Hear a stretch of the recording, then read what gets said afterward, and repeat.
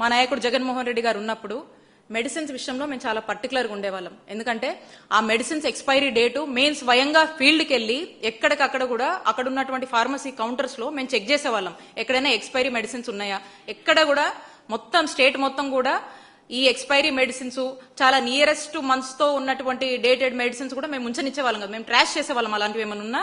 And at the same time fresh స్టాక్సే అందుబాటులో పెట్టేవాళ్ళము.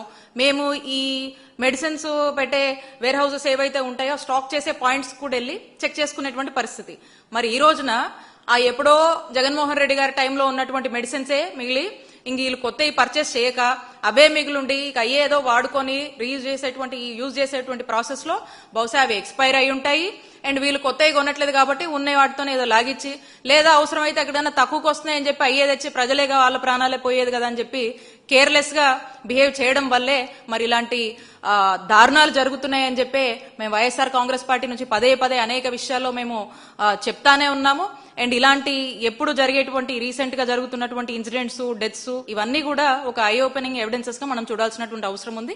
So ఖచ్చితంగా ఈ హెల్త్ డిపార్ట్మెంట్ అనేది చంద్రబాబు నాయుడు గారు వచ్చాక ఒక ఫెయిలియర్ డిపార్ట్మెంట్ గా మిగిలింది.